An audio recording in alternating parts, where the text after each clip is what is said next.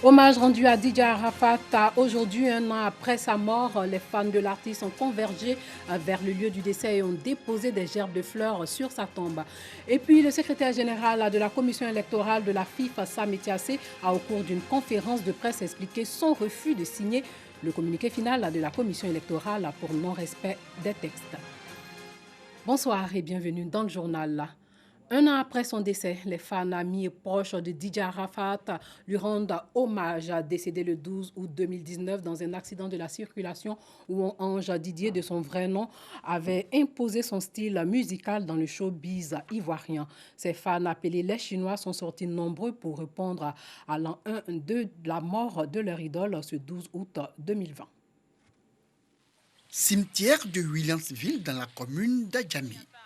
Esaïe Sanka, bouquet de fleurs en main, vient se recueillir sur la tombe de son idole, DJ Arafat, décédé le 12 août 2020 à la suite d'un accident de la circulation. Dès que Esaïe commence sa prière dans cette langue relâchée, le Nouchi, il est rejoint par d'autres fans de l'artiste. Un an après son décès, les admirateurs de DJ Arafat, les Chinois, peinent à accepter le départ de Wang Ange Didier. Ce bouquet de fleurs, j'ai dû cotiser pendant longtemps. C'est ensuite, aujourd'hui, j'ai payé le bouquet, puis je suis venu lui rendre hommage de ma manière. Pour lui dire vraiment que ça fait un an que j'ai mal. Mais je suis de tout cœur avec lui. C'est aujourd'hui vraiment, je crois qu'il est mort.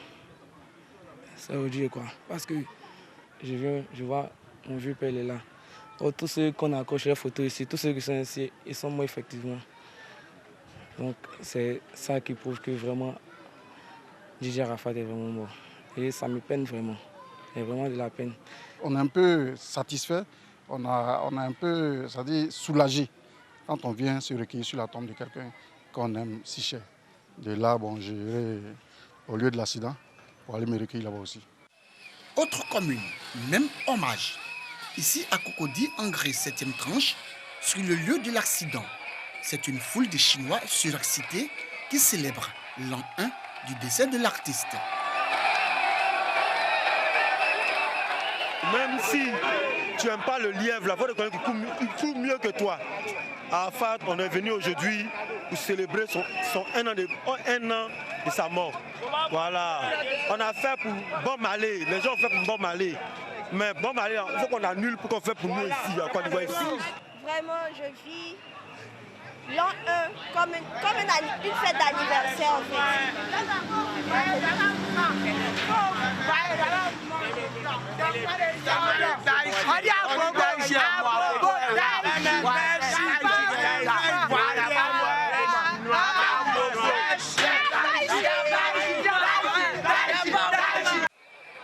Joie, douleur et nostalgie. Tous les sentiments sont au rendez-vous. Pour les plus proches, le 12 août, une date qui selon eux restera à jamais gravée dans leur mémoire. J'ai vécu pratiquement pendant des années avec lui à Paris, dans la même maison. C'est mon frère. Difficile. J'ai pas les mots. C'est vraiment difficile. Mais on va faire avec, comme on le dit, tout ce que Dieu fait est bon. Et voilà, vive la Chine et il restera toujours dans le cœur. Nombreux sont les artistes, amis, proches et fans à l'image de Molokoko Didier qui vivent ce premier anniversaire dans l'intimité familiale. Malgré la douleur, ils gardent de beaux souvenirs de l'homme aux multiples pseudos. Nous sommes à Yopougon. Notre rencontre au Maquis le Shanghai, à Yopougon, à la rue Princesse, je découvrais un gros talent. J'ai découvert un monsieur, un géant, quelqu'un qui était très gentil, très gentil, qui aimait partager, mais qui n'aimait pas qu'on lui marche dessus. On ne s'est pas rendu compte qu'il était précieux pour nous. Aujourd'hui, il est parti, la douleur est atroce. Tout le monde est resté là, désarçonné, mais je pense que c'est le moment de se relever. Arafat veut que de là où il est, les gens continuent de bosser, les gens continuent de mettre la musique au niveau où il voulait que ça soit.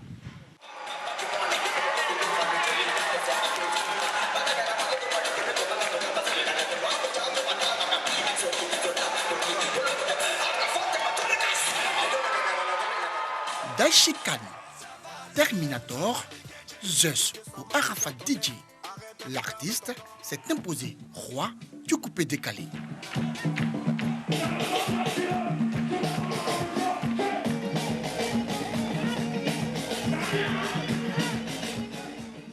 Un autre sujet à présent, le secrétaire général de la commission électorale de la FIF, Sami Tiassé, a au cours d'une conférence de presse expliqué son refus de signer le communiqué final de la commission électorale pour non-respect des textes. Annoncé sur les réseaux sociaux et dans certains médias comme celui qui fait obstacle au verdict de la commission électorale en charge de l'élection à la FIF, Jean-Baptiste Sami Tiassé, secrétaire de la dite commission, fait le point des travaux. Les membres du comité de la commission électorale, ils ont voté relativement à ces 7 points-là. Le cas de l'Africa, le cas de l'AMAPSI, le cas du double parrainage, le cas des parrainages qui ont été donnés non datés, les cas des parrainages qui ont été donnés non signés, non cachetés. Ils ont passé au peigne fin tout cela. Mesdames et messieurs, quand ils ont voté, ils ont pris leur décision, il ne fait que constater. C'était le jeudi.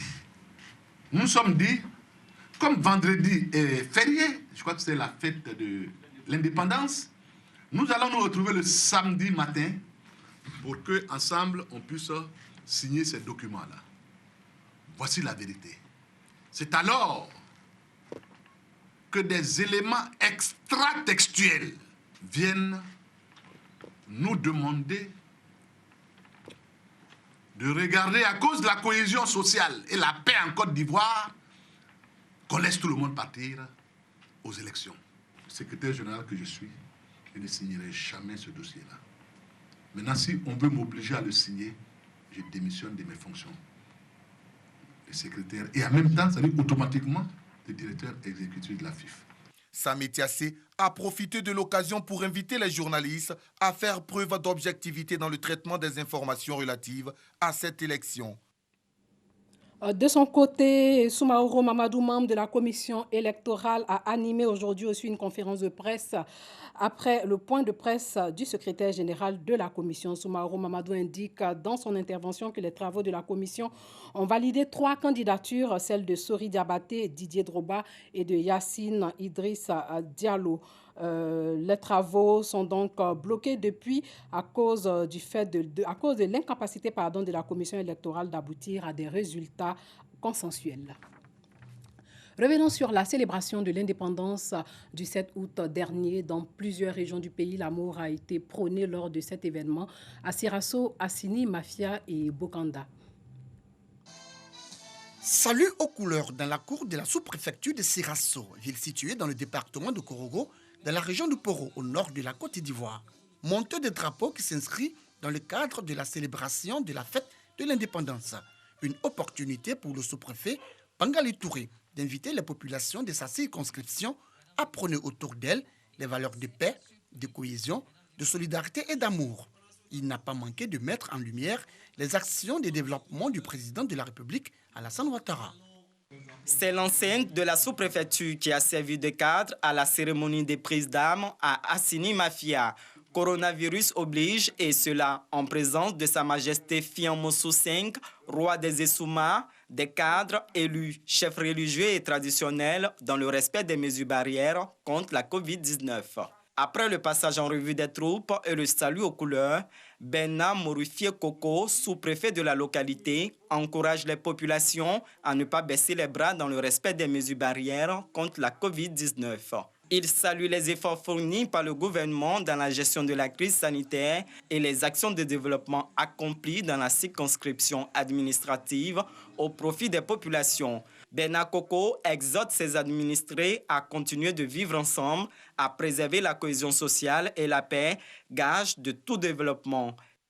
À Bokanda, département de la région d'Unzi, c'est une cérémonie de prise d'armes qui a constitué la commémoration des 60 ans de souveraineté de la Côte d'Ivoire.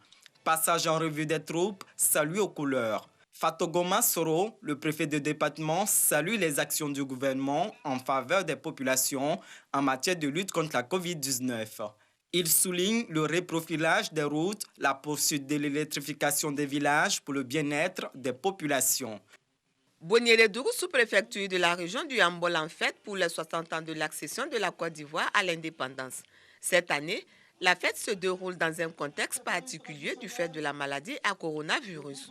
Au programme de cette célébration, une prise d'âme et le salut aux couleurs. Dans son adresse, le sous-préfet a fait le bilan des actions de développement dans sa circonscription. Pour Nzoué Kofi Eugène, le taux de villages électrifiés s'élève à 76% et celui des infrastructures scolaires à 72%. Au plan sanitaire et au niveau de l'accès à l'eau potable, la situation n'est pas reluisante, mais des efforts sont faits par l'État pour le bien-être des populations, d'où son appel aux filles et fils de la localité pour appuyer les actions du gouvernement.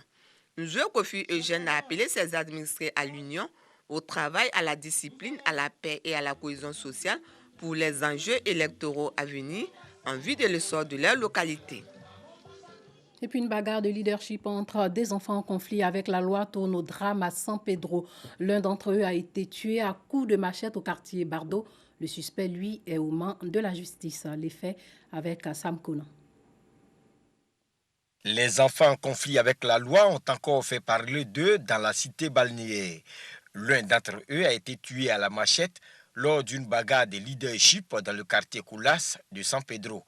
Retour sur les faits avec le commissaire Gbe Bamba du 2e arrondissement. Il s'agissait de deux groupes de voyous qui s'affrontaient. Alors, le groupe de celui qu'on vient d'interpeller est sorti par ici, comme lui-même il le décrit. Et l'autre groupe, le leader, se trouvait par là. Alors, le leader qui se trouvait ici a été surpris, la victime, par celui qu'on vient d'interpeller. Et avec deux coups de machette, il s'est écoulé. La victime s'est écoulée par là et conduit à l'hôpital par la suite. Il a rendu là. Le présumé auteur du crime a été mis aux arrêts par les éléments de l'inspecteur général de police, Youssouf Kouyaté. Il donne les raisons et les détails de l'assassinat de l'un des leurs.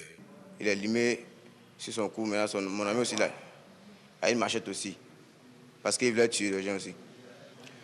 Pour ne pas qu'il va tuer quelqu'un, c'est pour ça qu'on l'a tué. Bon, il était au quartier là-bas pendant 3 jours. Mais s'il est venu ici, au dîner, il met vraiment des amours d'argent. Puis s'il est venu maintenant m'attraper. Généralement, comme vous le constatez, c'est dans des quartiers reculés, très souvent inaccessibles, et des combats qui durent 5 minutes, souvent 10 minutes. Donc le temps qu'on ait l'information et se déporter, les équipages sur le terrain se déportent sur les lieux, ils se sont déjà machetés et il y a des victimes. Malheureusement, il y a souvent des blessés graves, souvent même des morts. Le préfet de police de San Pedro, Seydou Ouattara, entend intensifier la lutte contre le banditisme et la criminalité dans le Bas-Sassandra. Et puis au moins 127 personnes ont été tuées ces derniers jours dans des affrontements de soldats et jeunes d'une communauté locale du nord du Soudan du Sud qui refusaient de se prêter à une opération de désarmement. Ces affrontements ont débuté samedi et se sont déroulés dans l'état de Warrap. Outre les victimes, les affrontements ont fait 32 blessés parmi les militaires. Le président sud-soudanais Salva Kiir et l'ex-chef de la principale rébellion redevenu vice-président Riek Machar ont formé en février un gouvernement d'union nationale. Les combats entre forces gouvernementales et principaux groupes rebelles ont largement cessé après la signature de l'accord de paix, mais des affrontements avec des groupes réfractaires ont toujours lieu et les violences intercommunautaires sont monnaie courante. Voilà, c'est tout pour ce soir. Merci de nous avoir suivis et portez-vous bien.